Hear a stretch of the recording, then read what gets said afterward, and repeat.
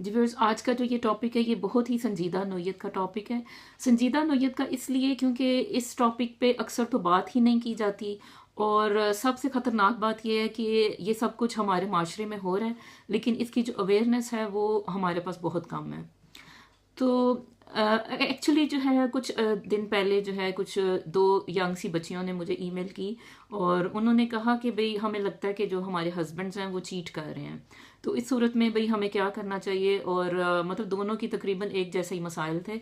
और शादियां भी अभी नई हुई थी, तो वो इस बारे में काफ़ी वो परेशान हो रही थी। तो बात यह है कि देखें, अगर चीटिंग कोई शख्स कर रहा है तो सबसे पहले तो ये एक बहुत बड़ा गुनाह है। लेकिन अनफॉर्चुनेटली आजकल ये चीज़ बहुत ज़्यादा आम हो गई है। यानी अपने पार्टनर को चीट करना, बाय रिलेशनशिप्स बनाने, और लोगों के पास मल्टीपल रिलेशनशिप्स हैं। लेकिन इसके जो इसका जो मेडिकल एस्पेक्ट है, मैं आपको, ज़ाहिर है मैं डॉक्टर हूँ तो मैं आपको वही बताऊंगी। बाकी तो अगर जो उसकी नफ्सियात पे बात की जाए तो ज़ाहिर है जो कोई माहिर नफ्सियात है या कोई बहुत तजर्बाकार से लोग हैं वही बता सकते हैं कि लोग चीटिंग क्यों करते हैं। लेकिन इसका जो तिब्बी एस्पेक्ट है वो मैं आपको आज बताना चाहूँगी। ये मैंने वीडियो ख़ास तौर पे ख़वातीन के लिए बनाई है, क्योंकि उनमें से मेजॉरिटी जो है वो इन चीज़ों को ध्यान नहीं दे रही। और इसके जो असरात हैं वो डिफरेंट तरह से जो है वो माशरे में ज़ाहिर हो रहे हैं, और कोई भी इससे अवेयर नहीं है। अच्छा भैया, इसमें जो है सबसे पहले देखें, अगर एक पार्टनर आपका चीटर है, आपको कुछ थोड़ा शक है, आपको यकीन नहीं है, तो देखें इसमें जो होता है कि बाज़ का मतलब आपको नहीं पता कि वो उसके बाहर जो रिलेशनशिप्स हैं वो किस तरह के हैं।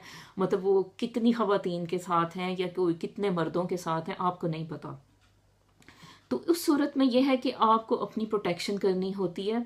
और आपको जो है चाहिए कि आप जो है अपने टेस्ट करवाएं, क्योंकि बाज़ अवत ये होता है कि जो पार्टनर है वो कोई बीमारी बाहर से लेके आ जाता है, और वो आप बेशक इनोसेंट हों, लेकिन वो आपको वो बीमारी ज़ाहिर है आपके जो पार्टनर है उसके ज़रिए से आप तक वो पहुंच जाएगी। तो ये मतलब काफ़ी मतलब दुख होता है ये बात जान के कि एक है कि करने वाला कोई है और भरने वाला कोई। यानी करे कोई और भरे कोई। यानी जो इनोसेंट औरत एक जो घर में बैठी है, जो कि अपने मियाँ और बच्चों तक महदूद है, और उसको अगर उसका पार्टनर ला के कोई बीमारी दे देता है तो फिर मतलब ये कितनी अफसोसनाक सी एक सूरत हाल है कि मतलब वो बेचारी मुफ्त में मारी गई। इसको थोड़ा सा मैं ना आपको थोड़ा सा इसको एलेबोरेट करके समझाने की कोशिश करती हूँ कि ये जो है आपकी मतलब जो मल्टीपल रिलेशनशिप्स हैं शादी के अलावा, तो ये आपको कैसे अफेक्ट करते हैं। जी व्यूअर्स, ये थोड़ी सी मैंने ड्राइंग्स की आप लोगों को समझाने के लिए कि ये सब जो है ये किस तरह से जो है इंसान को अफेक्ट करता है। यानी अगर जो है आप अपने पार्टनर को चीट कर रहे हो। अच्छा व्यूअर्स, देखें जैसे फॉर एग्जांपल ये आपको शायद नज़र आ ही रहा है कि देखें अब ये एक कपल है, ठीक है, ये मेल है और ये फीमेल है, ठीक है, यानी ये आदमी है और ये इसकी वाइफ है, ठीक है, ये एक मैरिड कपल है, ठीक है। तो अब इस आदमी का जो है एक इलीगल रिलेशनशिप है इस वाली फीमेल के साथ। अच्छा, तो अब ये जो फीमेल है ये इटसेल्फ जो है इसके जो है ये 4 और मेल्स हैं जिनके साथ जो है इसके रिलेशनशिप्स हैं, ठीक है। तो अब बात ये है कि जैसे अब इनमें से एक मेल है, फॉर एग्जांपल जैसे ये वाला मेल आप ले लो।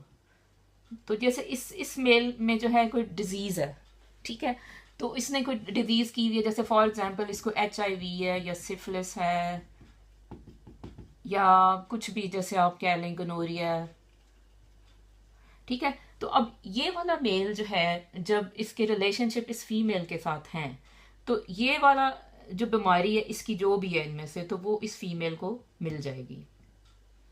तो ये भी इन्फेक्टेड होगी इस वाले मेल की वजह से, ठीक है। अब ये वाली फीमेल जो है इन रिटर्न ये सारे जो मेल्स हैं बाकी इन, ये वाला भी, इसको भी और ये इसको भी ये बीमारी दे देगी, ठीक है, क्योंकि इन सब के भी इसी फीमेल के साथ रिलेशनशिप्स हैं। अच्छा, अब ये सारे रंगे के, और अब ये देखें अब ये वाला जो मेल है जो शादीशुदा है इसको भी इस फीमेल से यही बीमारी मिल गई, ठीक है, और जो जिसकी इसको खबर नहीं है। अच्छा, ये जो बीमारी है फिर ये आदमी जब अब ज़ाहिर घर आता है तो ये वाली बीमारी फिर ये अपनी वाइफ को भी दे सकता है इजीली। ये देखें तो इसको भी ये बीमारी होगी। अब ये कुछ भी हो सकता है, जैसे एड्स है, जैसे सिफिलिस गोनोरिया और डिफरेंट है। तो अब आप सोचें कि इस औरत का कसूर नहीं है, ये बेचारी शादीशुदा औरत है, इसी आदमी के साथ रह रही है, लेकिन ये आदमी चूंकि इसने इसको चीट किया, इसने बाय रिलेशनशिप्स थे इसके किसी और औरत के साथ, और उस औरत के फर्दर 4 रिलेशनशिप्स थे, तो एक को बीमारी हुई, वो सब में से ट्रांसमिट होती हुई आखिर में इस बेचारी इनोसेंट सी खातून को ये बीमारी मिल गई। तो ये थोड़ी सी मैंने ड्राइंग्स की आप लोगों को समझाने के लिए।